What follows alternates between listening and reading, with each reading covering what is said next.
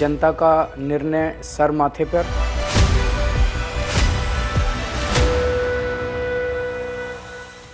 లోక్సభ ఎన్నికల ముందు వరకు తాను ప్రధాని రేస్లో ఉన్నానని అన్నారు. ప్రధాని పదవి సంగతి పక్కన పెడితే కనీసం ఢిల్లీ సీఎం పదవిని కూడా కాపాడుకోలేకపోయారు కేజ్రీవాల్. 2023 వరకు దేశ రాజకీయాల మీద ఫోకస్ పెట్టి ఇప్పుడు ఢిల్లీ పీఠాన్ని కూడా నిలుపుకోలేకపోయారు. ఢిల్లీ మోడల్ను దేశమంతా విస్తరిస్తామని చెప్పిన నేతకు సొంత గడ్డ మీదే ఊహించని షాక్ తగిలింది. ఘోర పరాభవం ఎదురైంది.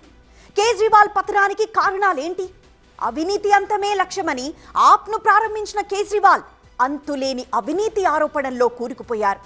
లిక్కర్ స్కామ్ ఆప్ నేతలను ఉక్కిరిబిక్కిరి చేసింది. కేజ్రీవాల్తో సహా సీనియర్ ఆప్ నేతలు జైలుకు వెళ్లాల్సిన పరిస్థితి వచ్చింది.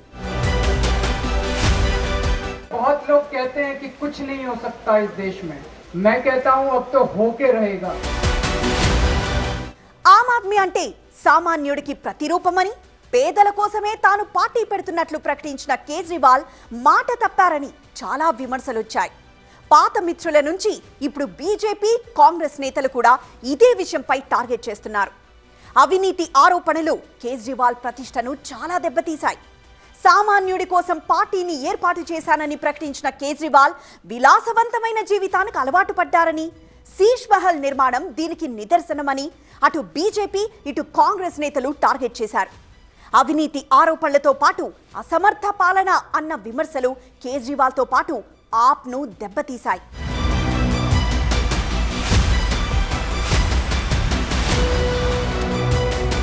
కేజ్రీవాల్ మాట మీద నిలబడే వ్యక్తి కాదు అన్న విమర్శలు కూడా ఎదుర్కొన్నారు. సామాజిక సేవే లక్ష్యమన్న కేజ్రీవాల్ తొలుత ఎన్నికల్లో పోటీ చేయనని ప్రకటించారు. కానీ మనసు మార్చుకొని ఎన్నికల్లో పోటీ చేయడమే కాకుండా సీఎం పదవిని కూడా చేపట్టారు. అంతేకాదు, తొలిసారి సీఎం పదవి చేపట్టినప్పుడు చాలా సింప్లిసిటీ మెయింటైన్ చేశారు. వేగనార్ కారులో తిరుగుతూ అందరి దృష్టిని ఆకర్షించారు. సీఎం అంటే ఇలా ఉండాలి అని చాలా మంది అనుకున్నారు. కానీ రాను రాను ఆయన మారిపోయారు. రెండోసారి సీఎం పదవి చేపట్టేసరికి పెద్ద కాన్వాయ్లో తిరిగారు. దీంతో కేజ్రీవాల్ పై ప్రత్యర్థులు ముప్పేట దాడిని మొదలుపెట్టారు. ఇక లెఫ్టినెంట్ గవర్నర్తో ప్రతిసారి ఘర్షణ వైఖరి కొనసాగింది. దీంతో ఢిల్లీలో పాలన స్తంభించింది అన్న విమర్శలొచ్చాయి.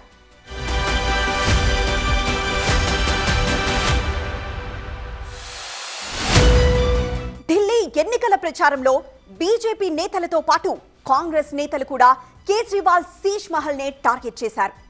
తనకు అధికార నివాసం అక్కర్లేదని చెప్పిన కేజ్రీవాల్ ఎందుకు 55 కోట్ల రూపాయలు ఖర్చు పెట్టి రాజభవనాన్ని నిర్మించుకున్నారని ప్రధాని మోదీ, అమిత్ షా మాత్రమే కాదు, రాహుల్ గాంధీ కూడా శీష్ మహల్ పై ప్రశ్నల వర్షం కురిపించారు. శీష్ మహల్ పై విమర్శలకు సరైన సమాధానం ఇవ్వలేకపోయారు కేజ్రీవాల్. అది సీఎం అధికారిక నివాసమని, కేజ్రీవాల్ సొంత ఇల్లు కాదని తూతూ మంత్రంగా వివరణ ఇచ్చుకున్నప్పటికీ జరగాల్సిన డ్యామేజ్ అయితే జరిగిపోయింది. ఎన్నికల ఫలితాలే ఇందుకు నిదర్శనం. ఈ ఆరోపణల కారణంగా ఆప్ మాత్రమే కాదు, కేజ్రీవాల్ 3 సార్లు గెలిచిన తన కంచుకోట న్యూఢిల్లీ నియోజకవర్గంలో ఓటమి పాలు కావాల్సి వచ్చింది.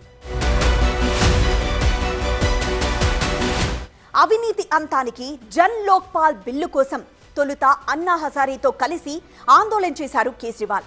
కానీ కేజ్రీవాల్ తీరు నచ్చక ఆయనకు దూరమయ్యారు అన్నా హజారే.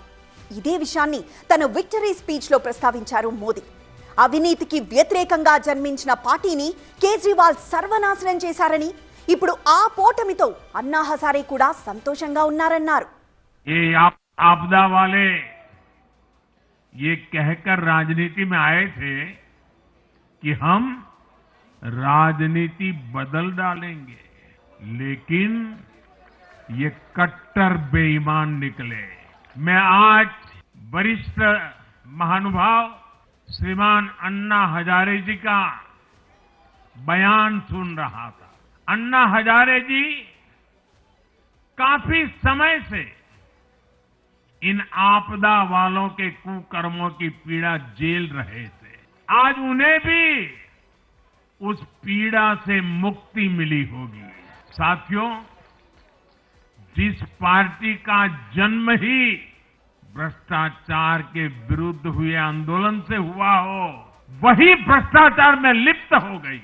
ये देश की ऐसी पार्टी बनी जिसके मुख्यमंत्री मंत्री भ्रष्टाचार के आरोप में जेल गए, जो खुद को ईमानदारी का सर्टिफिकेट देते थे और दूसरों को बेईमानी का मेडल देते घूमते फिरते थे।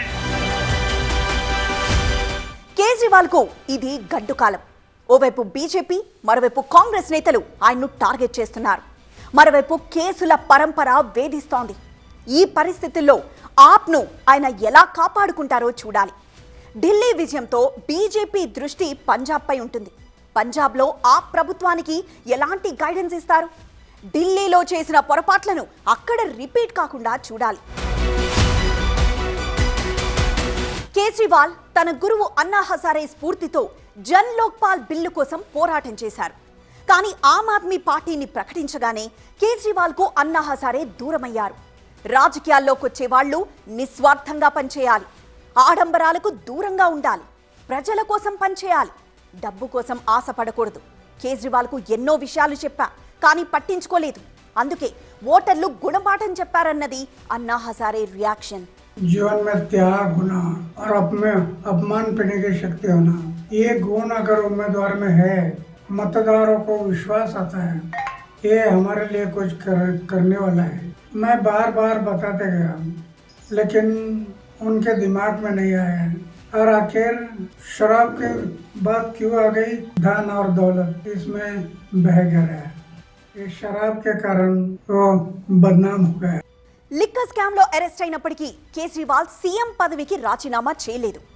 డిప్యూటీ సీఎం పదవిలో ఉన్న మనీష్ సిసోడియా మాత్రం అరెస్ట్ కాగానే తన పదవికి రాజీనామా చేశారు. కేజ్రీవాల్ తిహార్ జైలు నుంచే ప్రభుత్వాన్ని నడపాలని చూడడం ఆయన ద్వంద్వ వైఖరికి నిదర్శనమన్న విమర్శలు వచ్చాయి. ఇక ఆమ్ ఆద్మీ పార్టీ ఢిల్లీలో గెలిచినప్పుడు దేశమంతా ఆకర్షించింది. కేజ్రీవాల్ ఆల్టర్నేటివ్ రాజకీయాలకు ప్రతిబింబంగా ఉంటారని చాలా మంది భావించారు. కానీ తన విధానాలను వ్యతిరేకించిన వాళ్లను పార్టీ నుంచి బయటికి పంపించేశారు. ప్రశాంత్ భూషణ్ ఆప్ వ్యవస్థాపకుల్లో ఒకరు. కానీ కేజ్రీవాల్ విధానాలను ఆయన ప్రశ్నించడంతో ఆయన్ను పార్టీ నుంచి బహిష్కరించారు. యోగేంద్ర యాదవ్, కుమార్ విశ్వాస్ లాంటి వాళ్లు కూడా పార్టీకి దూరమయ్యారు. కేజ్రీవాల్ పార్టీకి తానే సుప్రీంలా భావిస్తారని, ఆప్లో ప్రజాస్వామ్యం లేదన్న విమర్శలొచ్చాయి. 10 ఏళ్ల పాటు ఢిల్లీ ప్రజలు అధికారం ఇచ్చినప్పటికీ వాళ్లకు కేజ్రీవాల్ న్యాయం చేయలేదన్న విమర్శలు పాత మిత్రుల నుంచి వస్తున్నాయి. 2015లో సీఎం పదవి చేపట్టిన కేజ్రీవాల్ కు 2025 నాటి కేజ్రీవాల్ కు ఎన్నో తేడాలున్నాయని విమర్శలు వినిపిస్తున్నాయి. తొలుత తనను తాను సామాజిక కార్యకర్తగా ప్రచారం చేసుకున్నారు. కానీ ఆయన కూడా అన్ని పార్టీల నేతల్లాగే పనిచేస్తున్నారు. అప్పట్లో సెక్యూరిటీ అవసరం లేదన్నారు. ఇప్పుడు సెక్యూరిటీ తీసుకున్నారు. కుటుంబ పాలనకు దూరమని చెప్పిన కేజ్రీవాల్ తన భార్య సునీతని కూడా రాజకీయాల్లోకి ఎందుకు తీసుకొచ్చారన్నది మరో ప్రశ్న. లిక్కర్ స్కామ్ లో కేజ్రీవాల్ అరెస్ట్ అయిన సమయంలో సునీత ఆమ్ ఆద్మీ పార్టీ తరపున ప్రచారం చేశారు. ఆమ్ ఆద్మీ పార్టీ కార్యకర్తలను ఉద్దేశించి ఆమె ప్రసంగించారు. ఒక దశలో తన భార్యను ఢిల్లీ సీఎం చేయడానికి కేజ్రీవాల్ ప్రయత్నాలు చేశారన్న ఆరోపణలు వచ్చాయి. ఢిల్లీకి అసలీ మాలిక్ सिर्फ और सिर्फ दिल्ली की जनता है, जिनको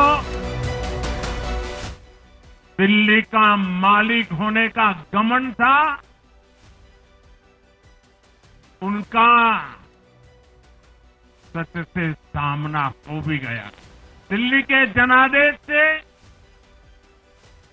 ये भी स्पष्ट है कि राजनीति में शॉर्टकट के लिए, झूठ और फरेब के लिए कोई जगह नहीं है. जनता ने शॉर्टकट वाली राजनीति का शॉर्ट सर्किट कर दिया.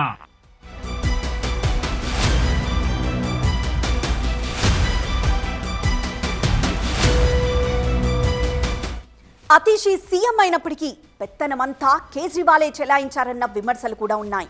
కానీ అనూహ్యంగా అసెంబ్లీ ఎన్నికల్లో అతీషి గెలిచారు. కేజ్రీవాల్ ఓడిపోయారు. రాజ్యాంగబద్ధమైన పదవి ప్రస్తుతం కేజ్రీవాల్కు లేదు. రాజ్యసభకు ఎన్నిక కావాలంటే చాలా ఏళ్ళు ఆగాల్సిందే. పంజాబ్ నుంచి రాజ్యసభకు ఎన్నిక కావాలంటే 2028 వరకు ఆగాలి. ఇక ఢిల్లీ నుంచి రాజ్యసభకు వెళ్లాలంటే 2030 వరకు ఆగాల్సిందే.